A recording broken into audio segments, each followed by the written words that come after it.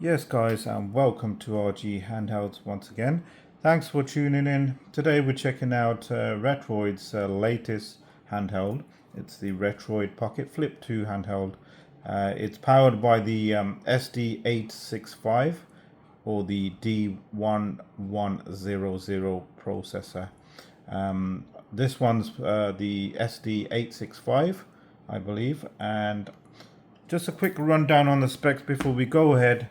So today's video is going to be a quick unbox and just show you the device dual booting stock OS and Rocknix. Rocknix is the Linux OS, so I'll show you how to dual boot it. It's pretty simple, and we can maybe test out some emulation. So a quick lowdown on the specs. You got that CPU SD865. It's running around 1.8 gigahertz. It's got the Adreno 650 GPU, and it comes with 8 gig of RAM, guys. Storage has got 128 gig built in, and then you put your trans flash card slot. I've got a 1.5 terabyte in this one. It runs on Android 13, 5.5 inch AMOLED screen, guys. So that's got the AMOLED screen running 1080 by 1080p, 60 frames per second. It's got active cooling with a fan. 5000 milliamp battery, analogs L2, R2, 3D Hall sticks, Wi-Fi 6, so that's pretty decent. Bluetooth 5.1, and it has official OTA support with the updates, guys. So I had this in the post the other day. I've gone ahead and set it up for this video particularly. So just want to show you what you get in the box if you're gonna go ahead and order one. Pricing, they're available. They've been available for a while. $229, guys. So let's just put that out of the way. I want to say a huge thanks to Sakura Retro Modding, who supplied the skin for this particular one. And you see we have the GameCube color, and Sakura provided me with a very nice skin that he's done for the GameCube version, but he has also got PlayStation for the gray, PlayStation black, and so on. So I will link to his shop in the video. Nice little box, flip 2, pretty plain, and it simply flips up. And you got that card there with the manual on the side. Just shows you what's what on there. A quality assurance sticker in the box. And what we have here is the actual unit. Let's just put that on the side. You don't get much in the box, guys, just a USB to Type-C for charging. So let's get that out the way. And bring the actual device in. So you can see the GameCube likes sticker on there. It's quite nice. It just simply fits and sticks over the top. And then you got the centerpiece there showing the GameCube. Around the device, you got your trans flash card slot. I've actually put a 1.5 terabyte in there. You got your Type-C down the bottom. So if you do buy the docking station, it will dock like this. I guess it's pretty handy. It's got 3.5 million inline jack there, guys. Your volume down and up here, and then your analog L2, R2, and your L1 and R1, which are a little clicky, not too bad. And these are proper analog, so they've got that nice feel to it. You got your ventilation there with your fan in the middle there. Fan is adjustable. Nice little Retroid Pocket logo down the bottom there. You got your screw holes. Down this side is pretty plain. You got a lanyard loop there, so you could go ahead and put a lanyard on there. Let's power this thing up, guys. While it's powering up, we'll have a look at the front. So it's going to power up to stock OS. I have stock OS on there. And I do like this nice GameCube style theme that they've done on this. It really caught my eye.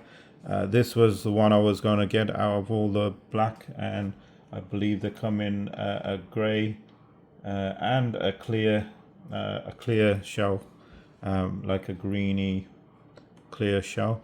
But I really like this one. And what do I think of the controls? I think they're amazing. Controls are really good. I have been testing this out. Controls are really good. I like these. You got your RGB lighting there. The buttons have a nice feel to them, and so does that D-pad. It's really impressive. I do like that D-pad. And the buttons. You got your front-facing stereo speakers, which are bang out some pretty decent sound, guys. I'm actually impressed with the sound coming out of this thing for such a small device, and it's got good battery life. So you know, I guess that's gonna lean towards, you know, buying the purchase is that battery life.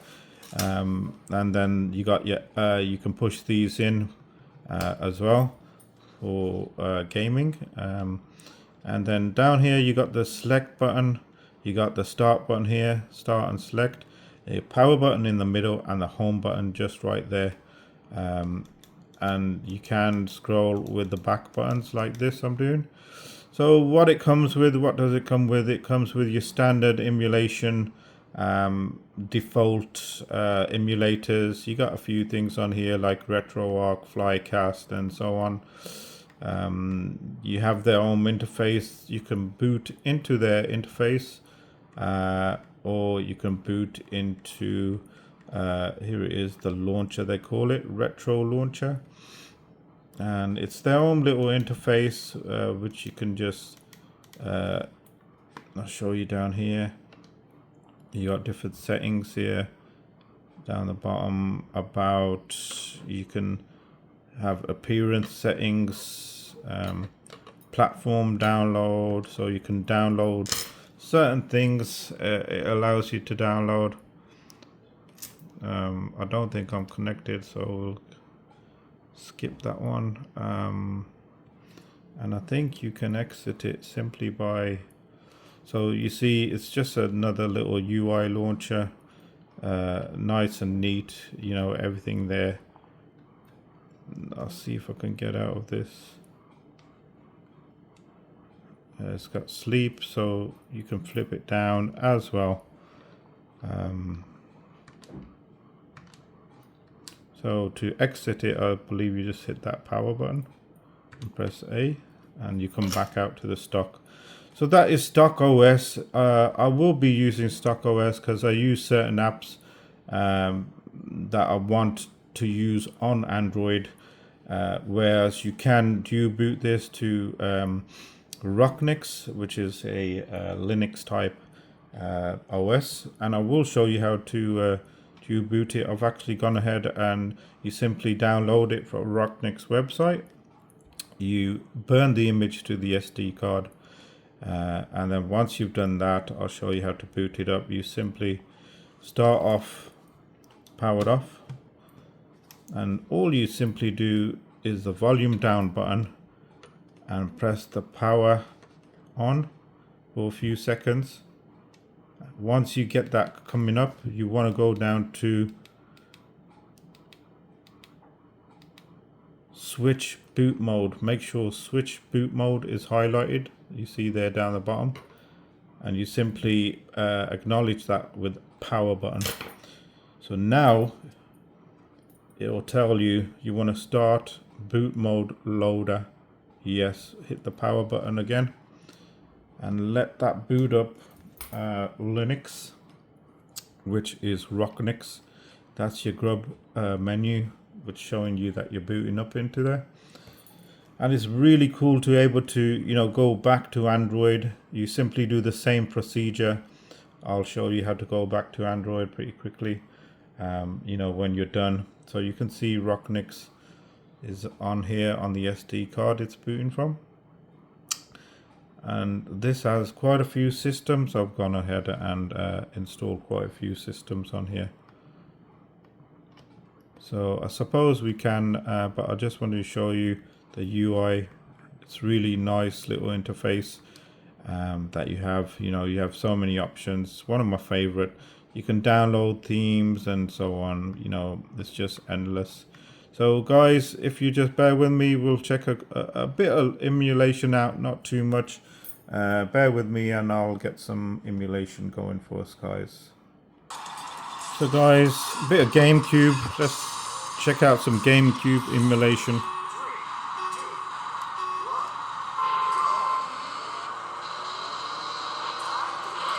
You can see it's pretty smooth. No issues at all for GameCube.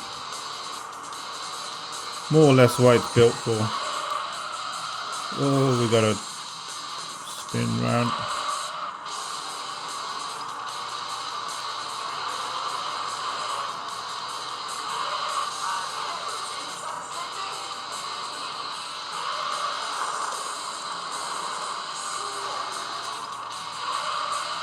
You can see my driving skills aren't that good. Extremely sensitive.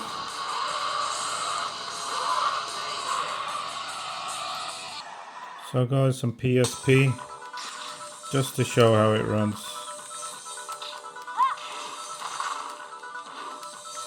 Of course, no problem at all, extremely smooth.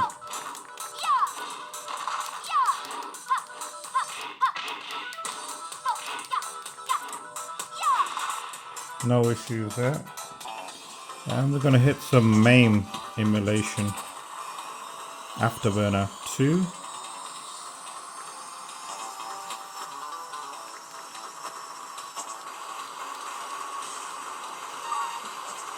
You can see it runs extremely fast and smooth.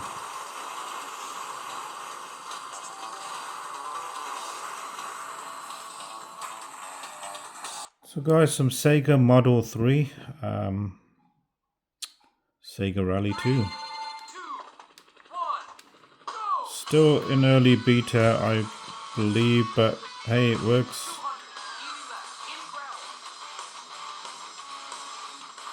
And you can see pretty decent frame rate as well.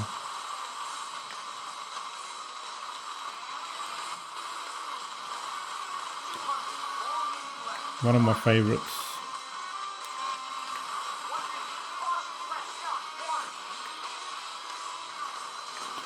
And the Retroid Flip has no issue emulating Model 3 at all.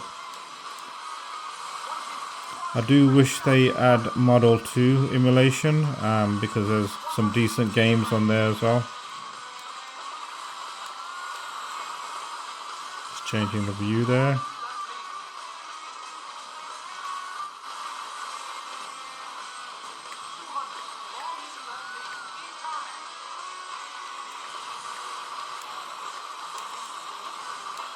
That's the brake right there. And I've just gave the position away as well. So that is Sega Model 3 running really nice. So guys, hitting off with some Alien Breed on the old classic Amiga. One of my all-time favorites. I'm sure there's a load of fans out there that still play these kind of games. And it runs really well. You can map the analog stick to actually control it as well. So that's not an issue.